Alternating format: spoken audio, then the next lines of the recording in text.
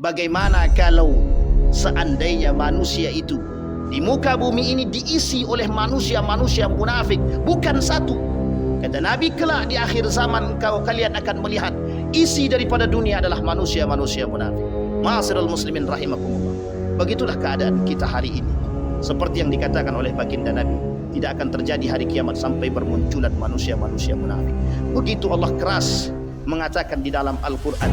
Bahkan Allah ancam bagi mereka pelaku kemunafikan. Apa ancamannya? Innallaha jami'al munafiqina wal kafirin fi jahannama jami'an. Orang yang pertama kali, kelompok yang pertama kali yang akan masuk ke dalam neraka jahanam bukan orang kafir, tetapi di dalam ayat tersebut Allah sebutkan orang-orang munafik. Kenapa? Karena orang munafik lebih berbahaya daripada orang kafir.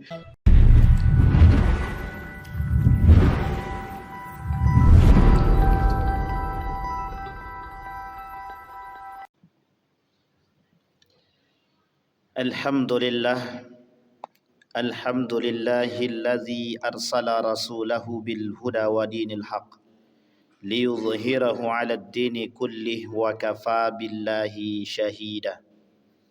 Ashhadu an la ilaha illallah wahdahu la syarika lah wa ashhadu anna Muhammadan 'abduhu wa rasuluh la nabiyya ba'd.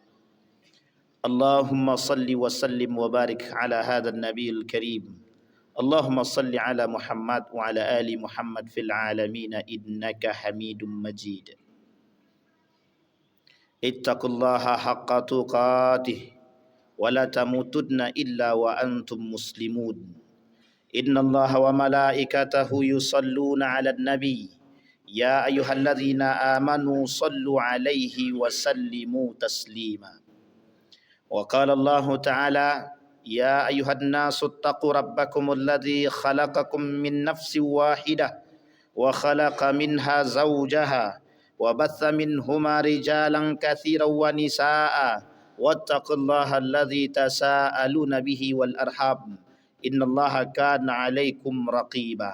وقال الله تعالى يا أيها الذين آمنوا اتقوا الله وقولوا قولا سديدا يصلح لكم أعمالكم ويغفر لكم ذنوبكم ومن يطع الله ورسوله فقد فاز فوزا عظيما. وقال الله تعالى وإذا رأيتهم تعجبك أجسامهم وإن يقولوا تسمع لقولهم كأنهم خشب مسندة يحسبون كل صيحة عليهم هم العدو فاحذرهم qatalahumullahu adna yu'fakun.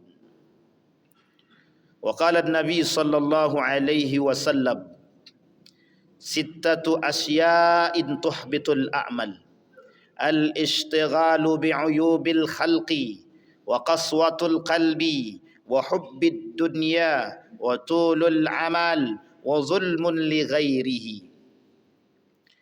Ma'asyiral muslimin rahimakumullah. Puji syukur kehadirat Allah atas limpahan rahmat dengan mengucapkan alhamdulillahi rabbil alamin. Berselawat kepada Nabi dengan mengucapkan Allahumma salli ala Muhammad wa ala ali Muhammad fil alamin innaka Hamidum Majid. Ketika Allah berkata di dalam Al-Quran tentang karakter-karakter yang terdapat di dalam diri orang-orang yang beriman, setidaknya para ulama membagi ada 3 tingkatan yang terjadi pada diri seorang yang beragama Islam. Yang pertama, mereka adalah tingkatan muslim. Yang kedua, ada tingkatan mukmin. Dan yang ketiga, ada tingkatan muhsin. Tetapi pada satu sisi, umat muslim juga terbagi pada 2 tingkatan. Yang pertama, humul fasiqun. Yang kedua, humul munafiqun, yang Allah sebutkan di dalam Al-Quran. Setidaknya pada poin yang kedua, Allah menyebutkan tentang kemunafikan, tentang orang-orang munafik di dalam Al-Quran, yang Allah sebut dengan satu surat khusus dan menyebutnya sebagai Al-Munafiqun. Ma'asyiral muslimin rahimakumullah. Karakter-karakter manusia telah disebutkan oleh Nabi dalam hadisnya. Kata Nabi, tidak akan terjadi hari kiamat sampai kalian akan melihat orang-orang munafik yang bergentayangan. Artinya orang-orang munafik tersebar begitu luas, begitu banyak di kalangan umat muslim hari ini. Begitu juga Nabi mengatakan di dalam riwayat yang lain, kata Nabi, la taqumus sa'ah hatta tazhar. Tidak akan terjadi hari kiamat sampai kalian akan melihat dan akan muncul ke hadapan kalian sab'ina kadzaban, 70 para pendusta. Artinya, ma'asyiral muslimin rahimakumullah, hari ini kita dihadapkan dengan kondisi yang memang kondisi itu sudah disampaikan oleh Nabi di dalam hadisnya dan juga sudah diperingatkan oleh Allah di dalam Al-Quran. Bahkan banyak di dalam surat-surat Al-Quran, yang terdapat di dalam Al-Quran banyak sekali surat-surat yang membahas tentang kemunafikan. Baik kemunafikan dari kelompok Yahudi, begitu juga Nasrani, dan begitu juga kemunafikan dari kelompok-kelompok umat muslim itu sendiri. Ketika baginda Nabi Muhammad sallallahu alaihi wasallam berpindah dari Mekah ke Yasrib, atau lebih tepat dikenal dengan Madinatul Munawwarah, sebelum berubah menjadi Madinatul Munawwarah, tempat ini disebut dengan Yasrib. Nabi pindah, berharap mendapatkan ketenangan dan berharap mendapatkan kekuatan. Alhamdulillah, dengan izin Allah, Nabi punya kekuatan besar di Madinah. Tetapi bukan berarti Nabi tidak memiliki musuh. Ternyata musuh yang terberat yang dihadapi oleh Nabi ketika Nabi sampai di Madinah tak sama ketika Nabi berada di Mekah. Ketika baginda Nabi Muhammad sallallahu alaihi wasallam sampai di Mekah, musuhnya adalah kafir, musuhnya adalah Yahudi, musuhnya adalah Nasrani, musuhnya adalah kafir Quraisy. Tapi ketika Nabi pindah ke Madinah, Nabi punya musuh yang baru, yang berada, yang mereka tinggal di sekelilingnya para nabi, yang mereka tinggal di sekelilingnya umat muslim. Siapa mereka? Itulah yang disebut dengan kaum munafik, yang dipelopori oleh salah seorang gembongnya yang bernama Abu Ubaid bin Salul. Ma'asyiral muslimin rahimakumullah, merujuk kepada hadis Nabi dan ayat Al-Quran, mengapa Allah menuliskan satu surat khusus yang nama suratnya adalah diambil daripada kelompok-kelompok munafikun? Artinya Allah ingin tunjukkan berapa banyak karakter-karakter manusia yang munafik yang terdapat dalam diri orang-orang berislam atau muslim, terdapat dalam diri orang-orang beragama. Bahkan Dr. Aid Al-Qarni mengatakan dalam kitabnya Thalathuna Alamatan lil Munafiq, ada 30 tanda orang-orang munafik, kata Dr. Aid Al-Qarni. Ma'asyiral muslimin rahimakumullah, di dalam hadis Nabi secara karakter nifak itu terbagi dua. Yang pertama nifakul asghar dan yang kedua nifakul akbar. Nifakul asghar atau lebih dikenal dengan nifak secara sifat. Tetapi yang kedua disebut dengan nifakul akbar atau lebih dikenal dengan nifakul i'tiqad atau an-nifaq al-i'tiqadi. Ada nifak, ada munafik secara sifat, ada juga munafik secara keyakinan. Di dalam hadis Nabi kita jumpai, hadis yang pertama mengatakan 3 tanda orang-orang munafik. Idza haddatsa kadzaba wa idza wa'ada akhlafa wa idza tumina khana. Tetapi dalam riwayat yang lain dikatakan bahkan ada 4 karakter atau tanda orang munafik. Yang keempatnya, ketika diperintahkan untuk berperang mereka kabur, mereka pergi meninggalkan perperangan tersebut. Itu yang dilakukan Abu Ubaid bin Salul ketika berada di perang Uhud bersama para munafik-munafik yang lain. Tetapi ada yang lebih berbahaya. Yang 3 dan 4 dalam hadis tersebut itu hanya sebatas kemunafikan secara sifat, yang memang kita jumpai dalam diri setiap umat manusia. Tidak ada satupun manusia di muka bumi ini yang tidak pernah berdusta. Tidak ada satupun manusia di muka bumi ini yang tidak pernah ingkar janji, baik itu sengaja ataupun tidak sengaja. Tidak ada satupun manusia yang tidak berkhianat.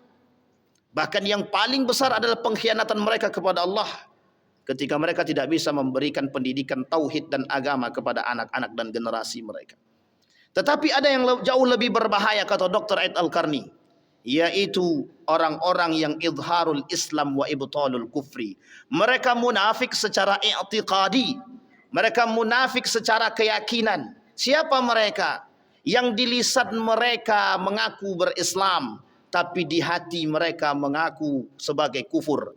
Atau mereka melakukan kekufuran, tapi lisan mereka mengakui keimanan. Ma'asyiral muslimin rahimakumullah. Dari 30 tanda orang munafik, kata Dr. Aid Al-Qarni, pada nomor yang ke-19 disampaikan, mereka menampakkan keimanan, mereka menzahirkan perkataan, tetapi mereka menyembunyikan maksud yang ada di dalam hati mereka. Sejalan dengan apa yang dikatakan oleh para ulama, Imam Nawawi mengatakan izharul Islam wa ibtalul kufri. Mereka mengatakan keislaman, tapi mereka menyembunyikan perbuatan-perbuatan kufur mereka. Ma'asyiral muslimin rahimakumullah. Adapun perbuatan-perbuatan kufur yang terjadi, yang muncul, yang ada dalam diri orang-orang munafik yang ngaku berislam, antara lain banyak perbuatan yang mereka lakukan. Yang pertama, al-i'tida'an dinillah. Mereka menentang dan mereka keluar dari agama Allah. Apa maksudnya mereka menentang dan keluar daripada agama Allah? Mereka tak mau menjalankan nilai-nilai agama. Mereka mengaku berislam tapi mereka tak suka beragama. Mereka mengaku umat Islam tapi mereka tak mau menjalankan puasa.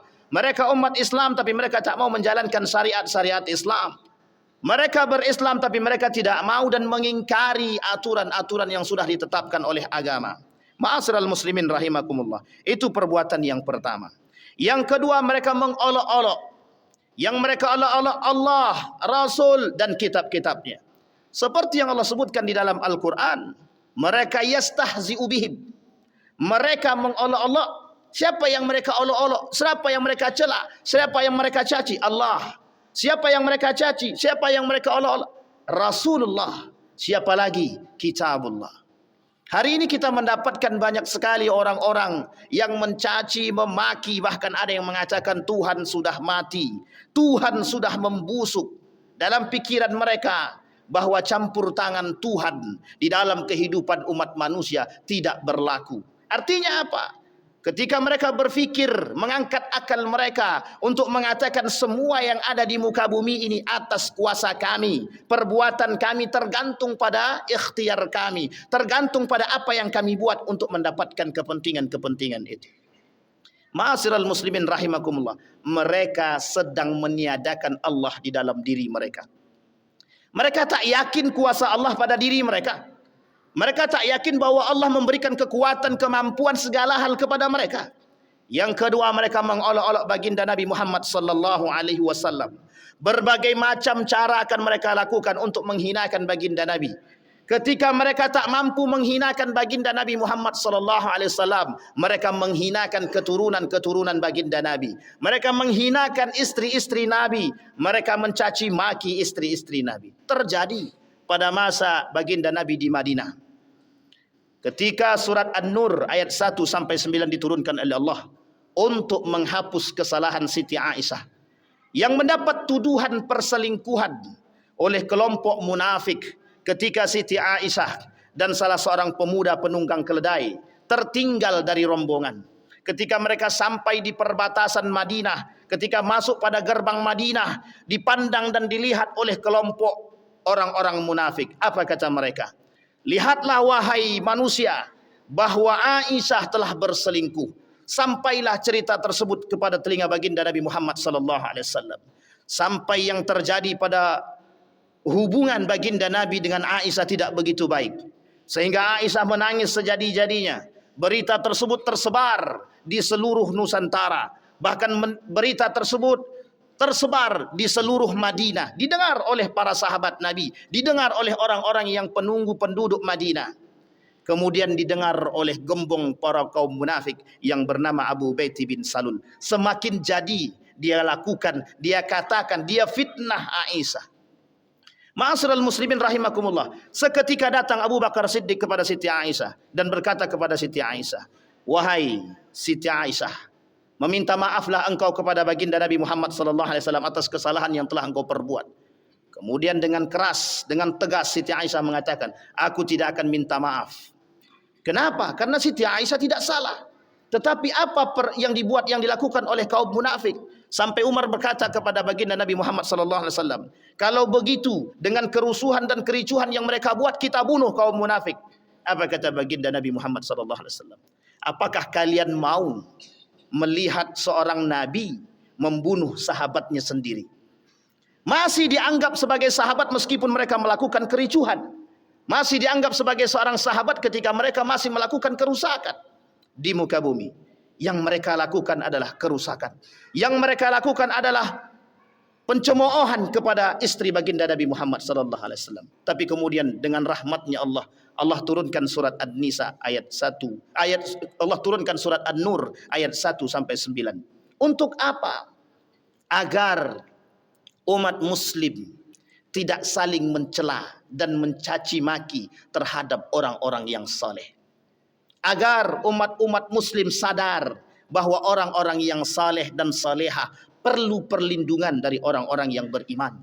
Ma'asyiral muslimin rahimakumullah, itu perbuatan kaum munafik, bukan perbuatan orang-orang yang beriman. Bayangkan perbuatan satu kata saja yang mereka lakukan mampu menyebarkan isu seantero Madinah, mampu menggegerkan Madinah. Bagaimana kalau seandainya manusia itu di muka bumi ini diisi oleh manusia-manusia munafik, bukan satu. Kata Nabi, kelak di akhir zaman kalian akan melihat isi daripada dunia adalah manusia-manusia munafik.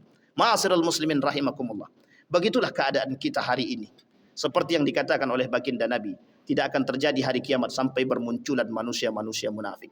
Begitu Allah keras mengatakan di dalam Al-Quran. Bahkan Allah ancam bagi mereka pelaku kemunafikan. Apa ancamannya? Innallaha jami'al munafiqina wal kafirin fi jahannama jami'an.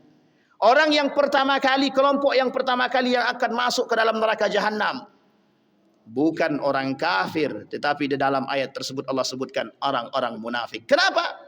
Karena orang munafik lebih berbahaya daripada orang kafir. Orang kafir tampak kekafirannya, tapi orang munafik mengaku Islam, tapi ternyata hati dia tak Islam.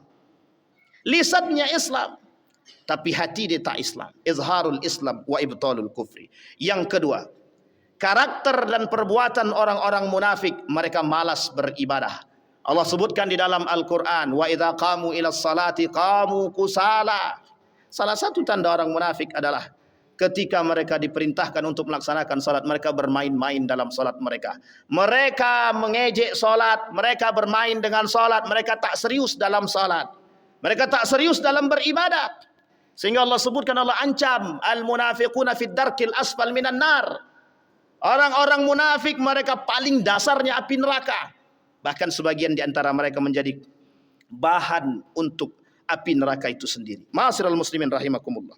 Yang kedua, orang-orang yang berpaling dari Islam dan ajaran Islam dan syariat Islam, serta berupaya menjauhkan umat muslim dari syariat-syariat Islam itu sendiri.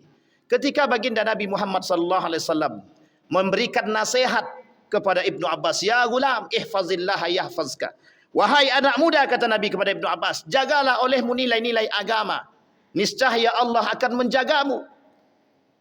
Hadis ini sangat relevan dengan keadaan hari ini. Kenapa demikian? Karena yang harus kita tingkatkan hari ini, yang harus kita jaga hari ini adalah nilai-nilai keislaman. Kalaulah orang muslim, orang beriman tidak menjaga nilai-nilai agama, lantas siapa yang akan menjaga nilai-nilai agama? Bahkan hari ini kita melihat betapa banyak orang-orang yang sholat tapi mereka melakukan perbuatan-perbuatan yang tidak disukai oleh Allah. Mereka melaksanakan ibadah, mereka sholat, mereka puasa, mereka zakat, tapi justru mereka yang berpaling daripada nilai-nilai agama. Apa yang terjadi dengan kaum muslimin?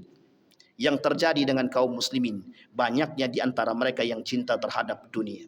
Ma'asyiral muslimin rahimakumullah. Tak salahkah demikian? Begitu keadaan kita hari ini.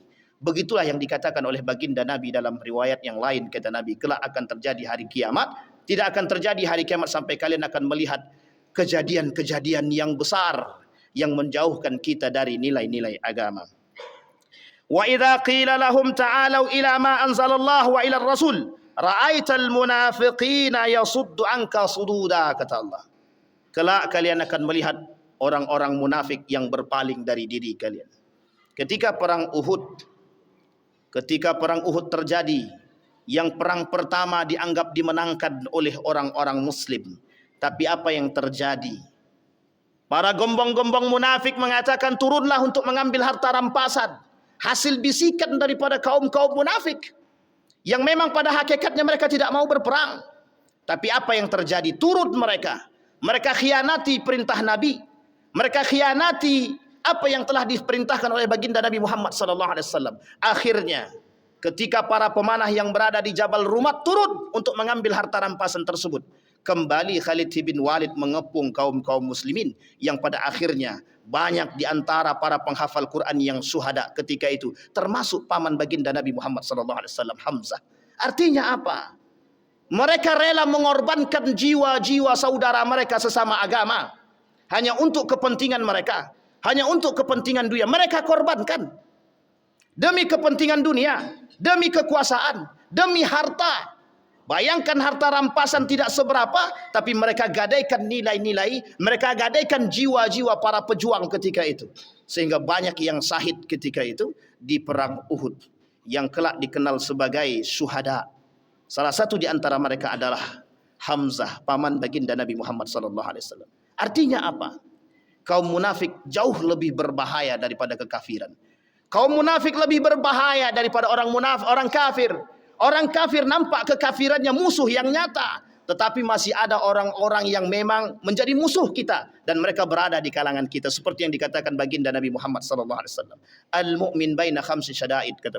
Ujian orang beriman ada 5. Di antara nomor 5 itu ada yang nomor 2. Di antara kelima itu pada nomor yang keduanya adalah Nabi berkata, munafiqun yubghiduhu, orang munafik yang membenci orang-orang beriman. Ma'asyiral muslimin rahimakumullah.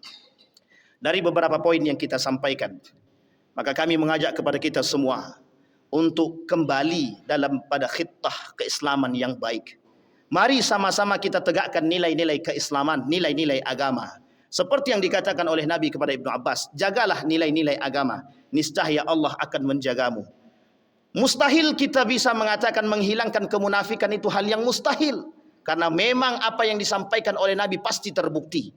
Apa yang disampaikan oleh Nabi melalui hadisnya pasti terbukti. Hanya saja hari ini yang kita butuhkan akidah yang kuat, iman yang kuat agar kita bisa selamat. Bagaimana caranya? Menjaga nilai-nilai agama. Yang kedua dikatakan oleh Nabi kepada Ibnu Abbas, jagalah nilai-nilai agama. Apa yang engkau inginkan akan Allah berikan. Fa'tabiru ya ulil absar la'allakum tuflihun.